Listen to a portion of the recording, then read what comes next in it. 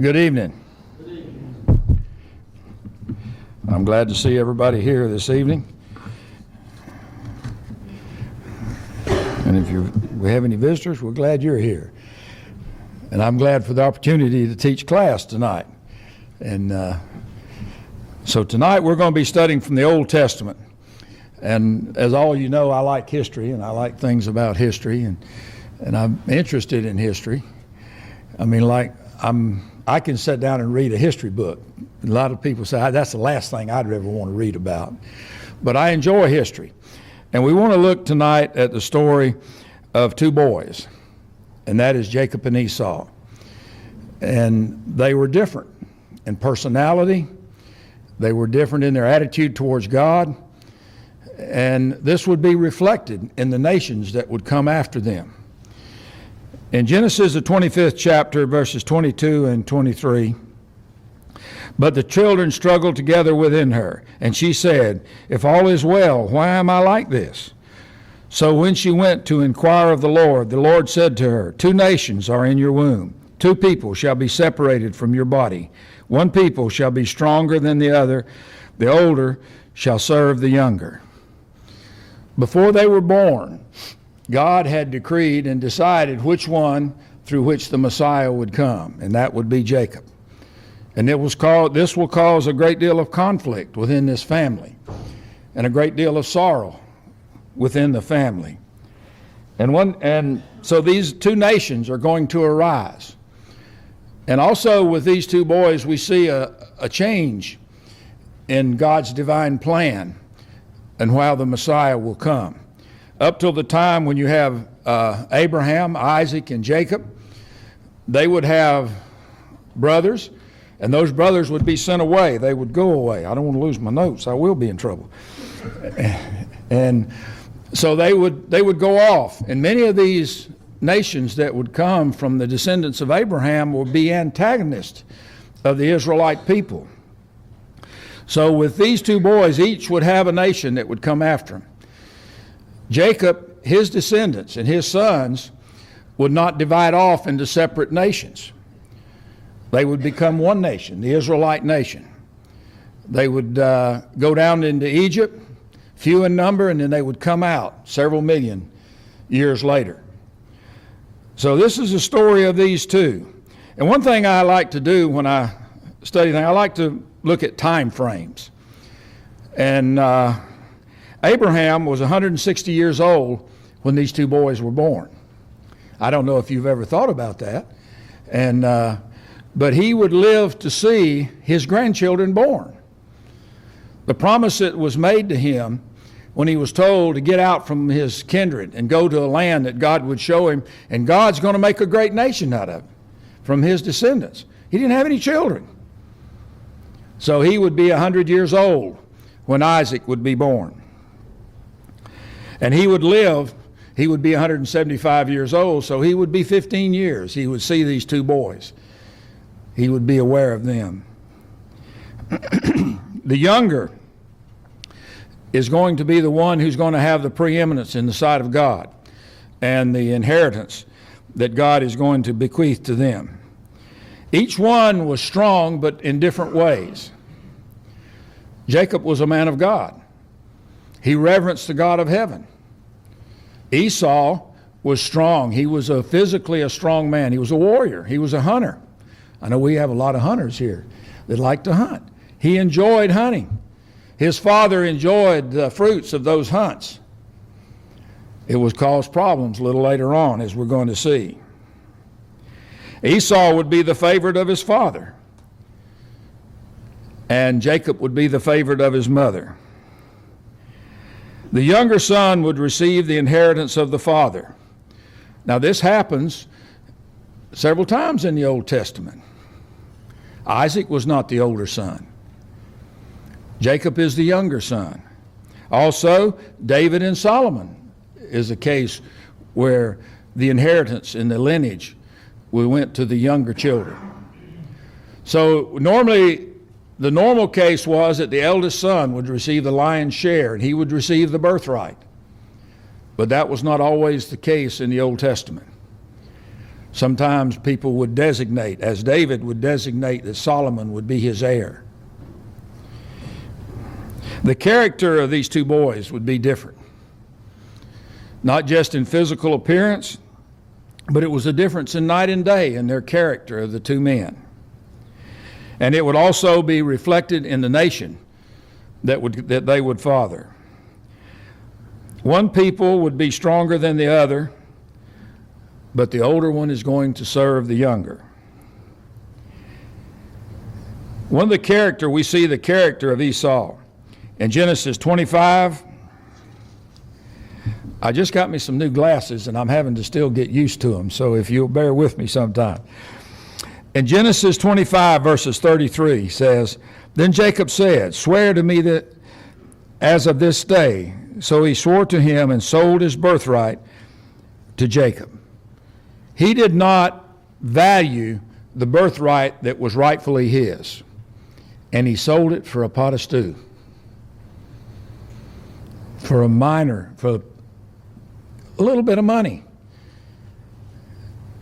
Now, he thought he was going to die from hunger, but it takes us a long time to die from hunger.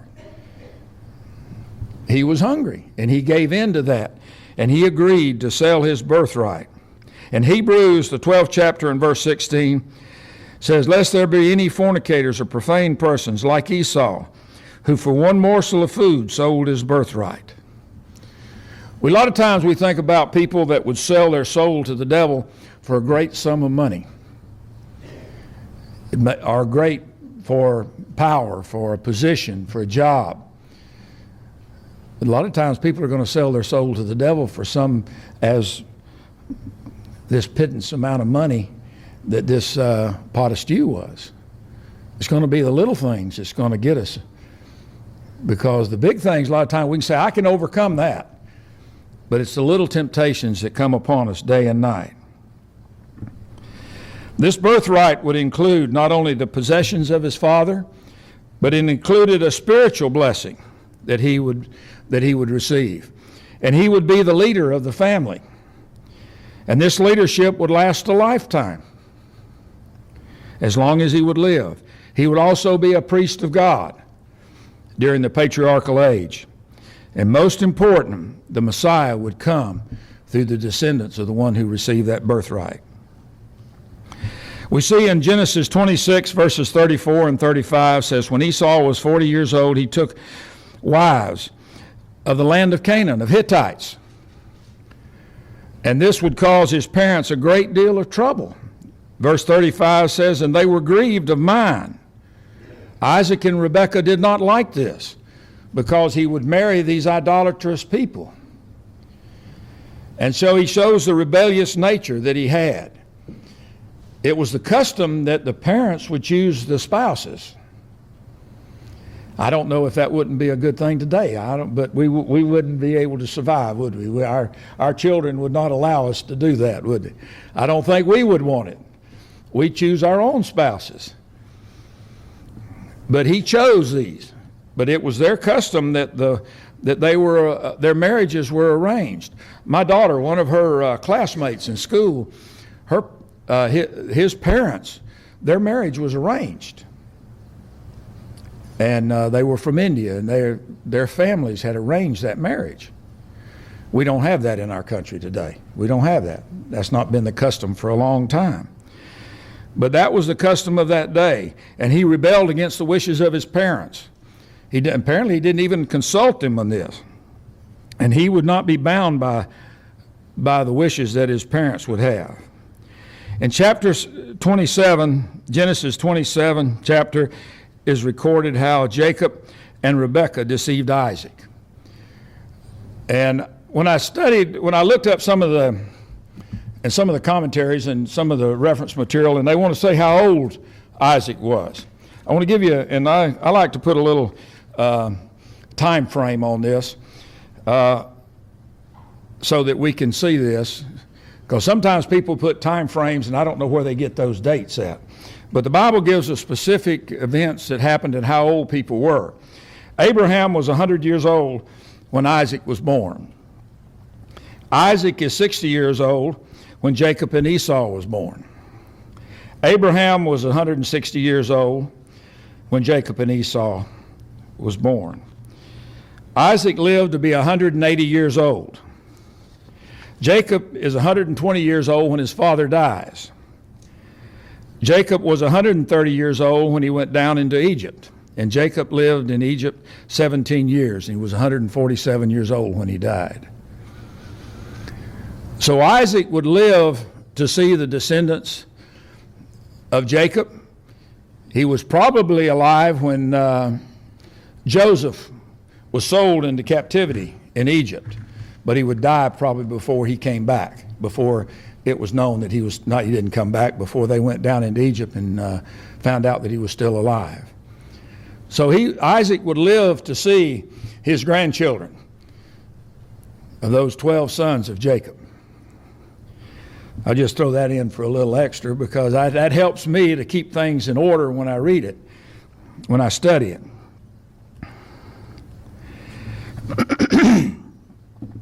Rebekah is aware of the promise that had been made to her before these boys were born, that Jacob was her favorite. And so she wants to see to it that he inherits from his father, that he gets the blessing and the birthright. And so she wants to help the Lord out.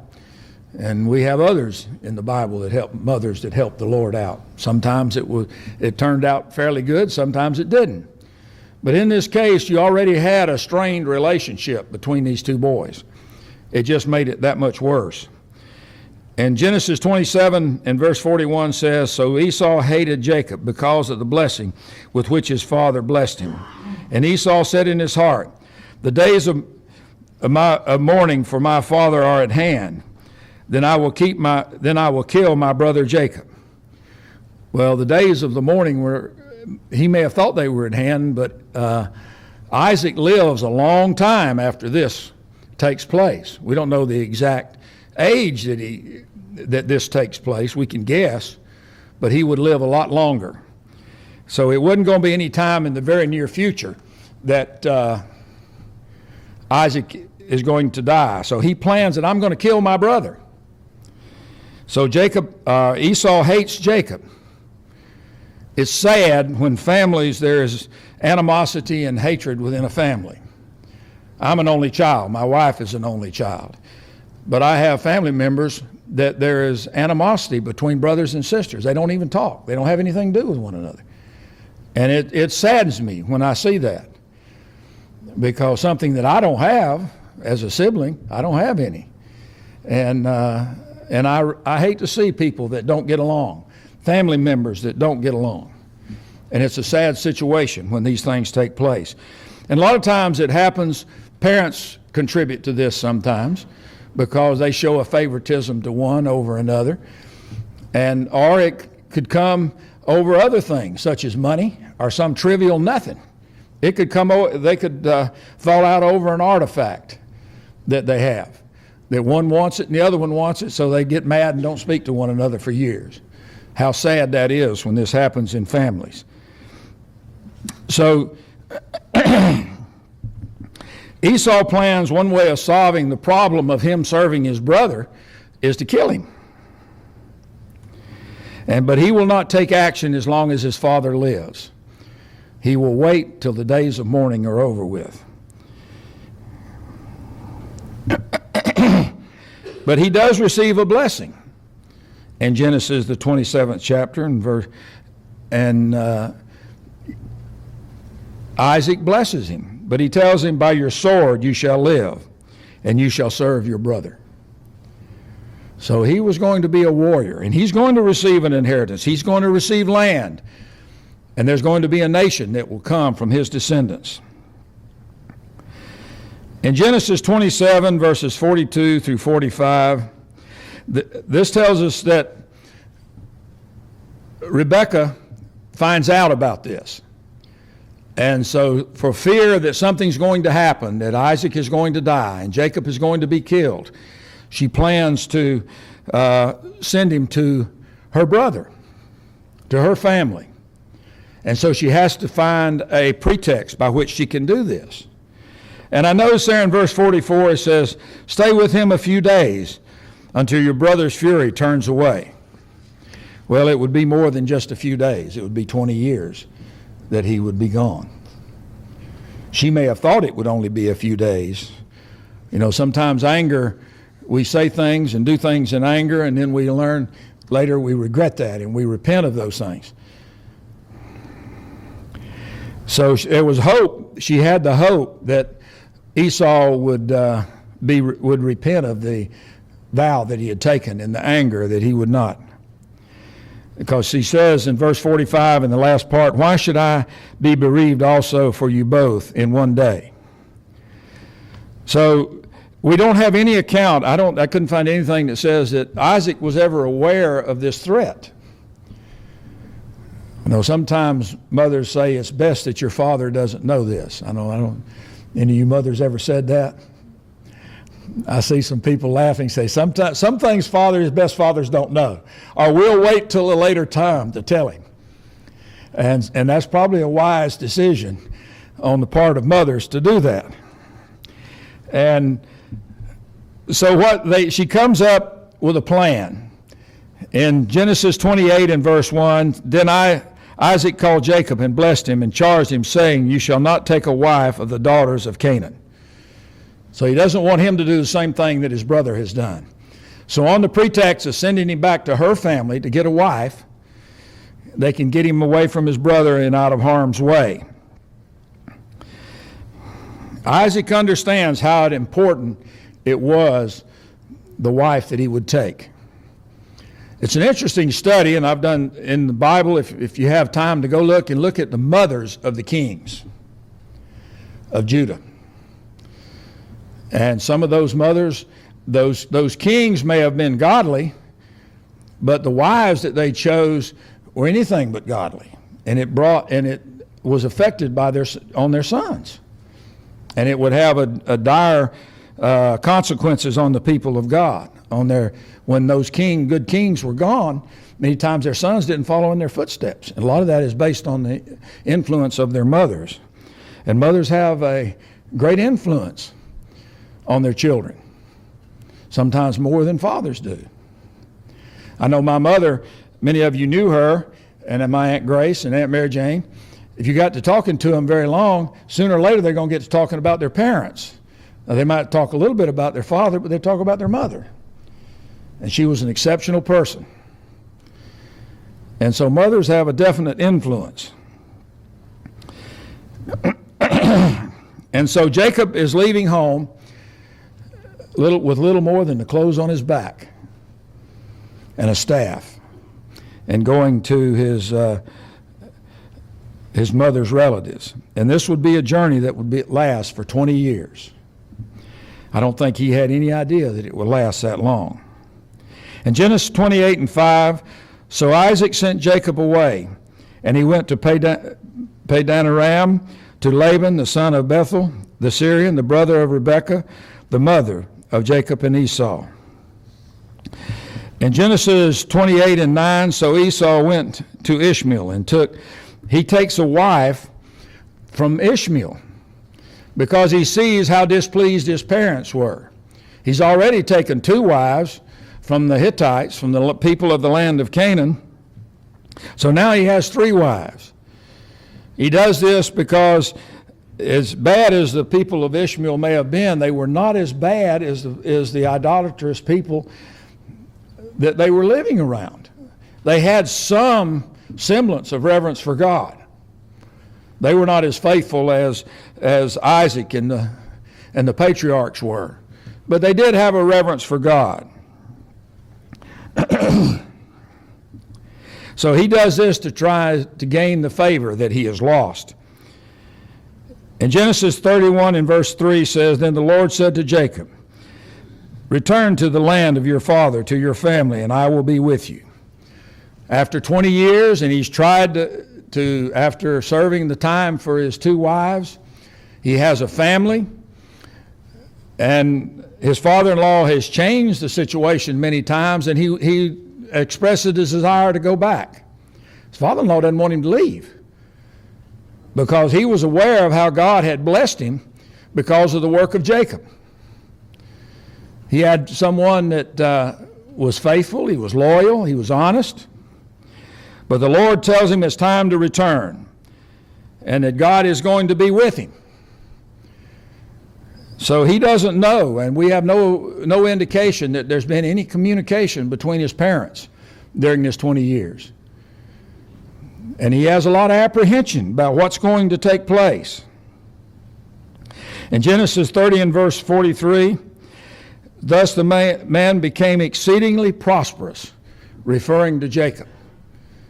He left with very little, and he goes back a very wealthy man. And he had been blessed. Not only had his father-in-law been blessed, but Jacob had been blessed.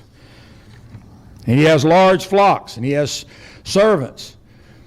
He has wives. And he has children by he has concubines, and he has 11 children at this time that he's going back with. Genesis 31, 17 and 18, Jacob leaves. He's prepared to go. Carry all of his livestock and all of his things. He's returning home. His father-in-law is not pleased with the situation. But in Genesis 31 in verse 24 says, but God hath come to Laban the Syrian in a dream by night and said to him, be careful that you speak to Jacob neither good nor bad. Now Laban was a worshiper of idols, but he was also a worshiper of the God of heaven. He was like a lot of the people of that day. They knew who the God of heaven was. They were aware of God, and they reverenced God. But they included him in that pantheon of gods that they would worship. But he understood when God told him, you better not harm Jacob, that he better be careful on how he was going to conduct himself. And so he goes after him. And this was not a pleasant reunion between the two. He says, what have you done? In Genesis 31 and 26, here you've taken my daughters, you've taken my family. He considered them his. That here you've took these and left, and took all these flocks and stuff, and left, and that's mine. All that you have here is mine. That was Laban's claim. In verse 43, Laban claims his wives, his children, the flocks, and all that he had. But fear of God prevented him from doing Jacob any harm. And they make a covenant together. And in Genesis 31 and verse 50 says, if you afflict my daughters, or if you take other wives besides my daughters, although no man is with us, see, God is witness between you and me. Now Jacob understood about the God of heaven, the one true God, not these idols. And so but Laban he included that in all the gods. They just say they wanted to worship whatever. And this was a common practice in that day, and it was a problem that would affect the Israelite people for many generations to come. They would worship God a little bit.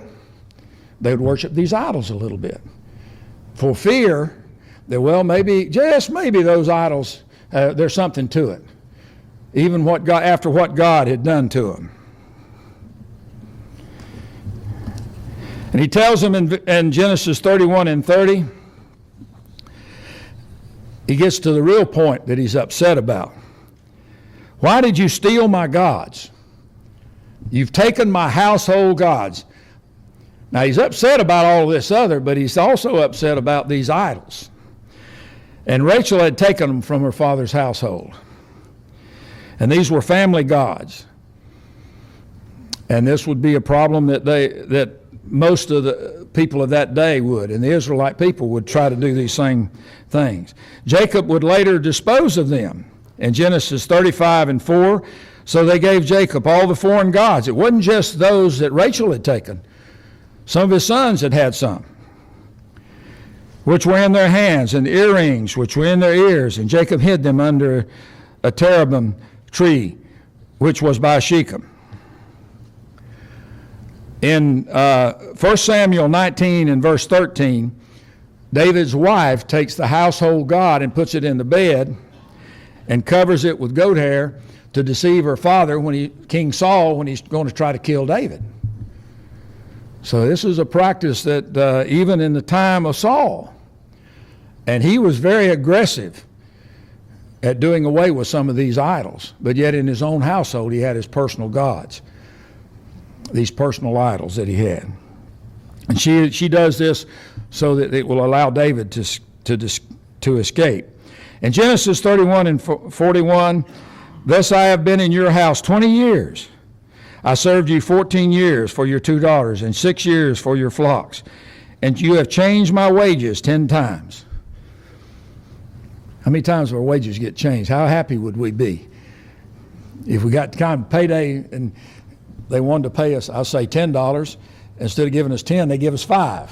We wouldn't be very happy with it. Then the next week it might be 2. But Laban had done this because he did not want to lose him. And so Jacob says, I think I've served enough after 20 years. In Genesis 31 and 55, and early in the morning, Laban arose and kissed his sons and daughters and blessed them. Then Laban departed and returned to his place. The parting was much better than their first meeting when he caught up with them, wasn't it? Because we see that peace has been made between the two. We live in a time in the Middle East that there's a lot of turmoil. And there has been all of our lifetime. And much of that goes back for centuries. It's family against family. It's tribe against tribe. And I don't know that it'll ever change. The only thing that will stop that is Christianity. To lay aside all of that and do away with it and serve the God of heaven. And most of those people are not going to do that.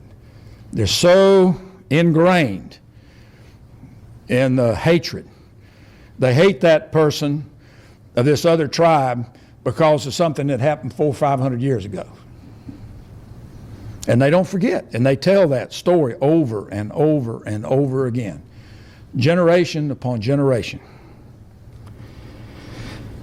And Jacob continues on his journey, and he's still very apprehensive about meeting his brother. And Genesis 32, verse 9 says, Then Jacob said, O God of my father Abraham, the God of my father Isaac, the Lord who said to me, With you return to your country and to your family, and I will deal well. I am not worthy of the least of all the mercies and of all the truths which you have shown your servant.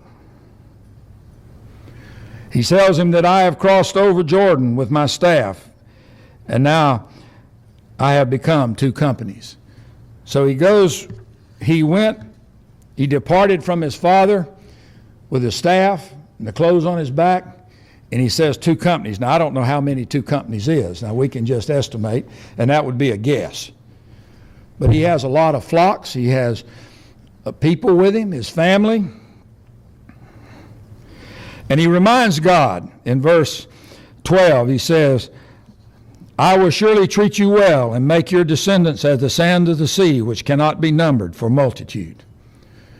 That is a continuation of the promise that had been made to Abraham and been made to Isaac and has been made to Jacob, that of your descendants is going to be a great nation. We assemble here tonight as part of that nation. I don't know if you've ever thought of that, but we are part of the fulfillment of that promise of a nation of God, of the descendants of Abraham. We are spiritual descendants of Abraham. So then he has to deal with the situation at hand with his brother. So in Genesis 32 in verse 3, then Jacob sent messengers before him to Esau his brother in the land of Shur, the country of Edom. He has the uncertainty of a reunion. His brother has a land promise, and he possesses it. He now has part of that promise. Jacob doesn't have that. Jacob will never see the land promise fulfilled. It will be a long time before that land promise will be fulfilled. Esau already has that. And he doesn't know what the attitude of his brother will be.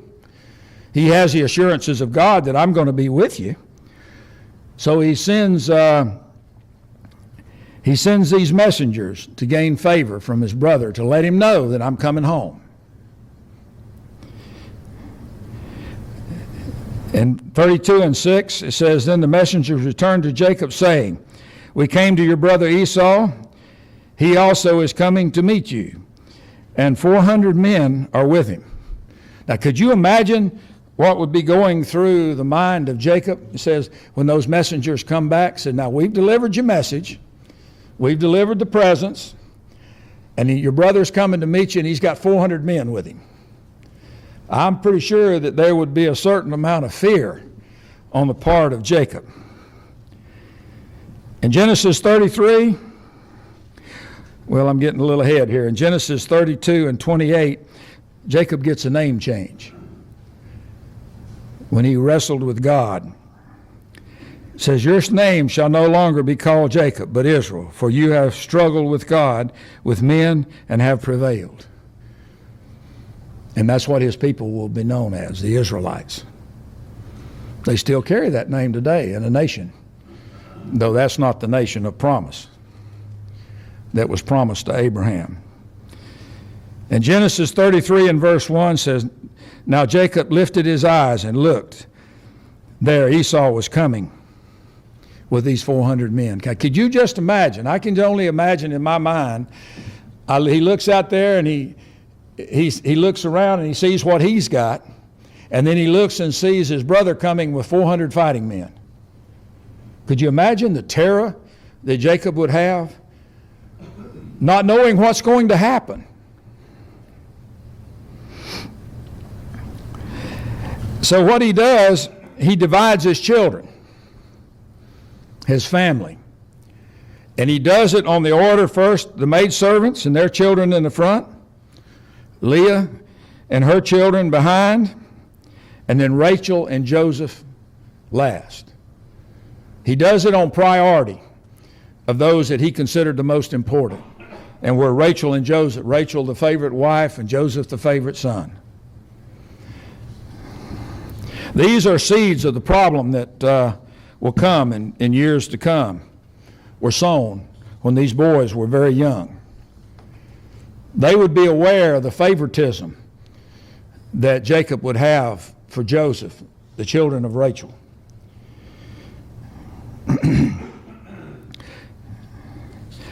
This is a touching reunion between the two, and what a change of attitude that Esau has. And his family comes and they bow. Jacob bows. His family bows. And one thing that in all of this, in verse 8 or verse 9, Esau says, I have enough, my brother. Keep what you have for yourself. I have enough. That's an amazing thing to hear from someone. How many people today would say, I have enough? I see a commercial almost every day, and they ask, do you have enough money to retire? Will you outlive your money? All of us that are retired, that's something we think about. Now, they want you to invest your money with them so that they can say, well, if you invest with me, I'll ensure that you've got it. But that doesn't necessarily mean that they will do a good job of it, because they don't know what's going to happen. But he says, I have enough, my brother. He realizes that God has blessed him. He's gave him land. He's gave him possessions. And he knows that there will be a nation that will come after him.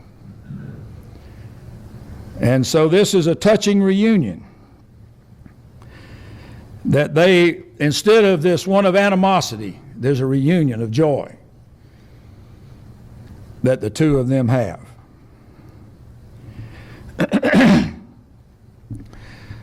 And that's one of the good parts of the story. We see that Esau, as bad as sometimes we talk about him, but he changes. People change in life. We see that in Christianity. It brings about a change in people. There's a change in their attitude towards their family, their wives, their children, their job. Or it should be, let's say that. Because being a Christian means we've changed. Something's different in our lives. We conduct ourselves. But Esau realizes that God had been very gracious with him. And he also wants to go with him and lead him. And Jacob tells him, no, the children and the flocks, and they don't move very fast. But Esau says in verse 15, says, now Esau said, now let me leave with you some of the people who are with me. So he wants to leave people for security and to see that he gets safely to his destination. In verse 16, is that the bell? First bell? I'm going to run out of time before I run out of material.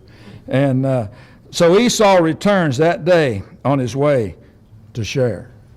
So he returns to the land that God has given him.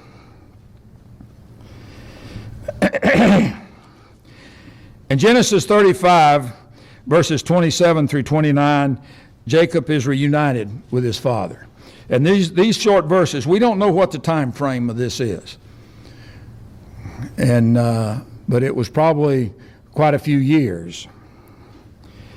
In verse 29, so Isaac breathed his last and died and was gathered to his people, being old and full of days. And his son Esau and Jacob buried him. So these two brothers are reunited at the death of their father. We don't have anything else about the life of Esau. He passes from the historical account. But his people, those that were his descendants, we have records of them. In Deuteronomy 2, verses 4 through 5, when the Israelite people were coming out of the land of Egypt, and they were coming to the land of Esau, where they lived in Seir. And verse 5 says, do not meddle with them, for I will not give you any of their land. No, not so much as one footstep, because I have given Mount Seir to Esau as a possession. So God tells them, said, you're not going to get part of their land. That's theirs. That was given to Esau as an inheritance and to his descendants. But they try. In Numbers 20 and verse 14, Moses sends messengers in an attempt to pass through their land. And the animosity still exists after all these years.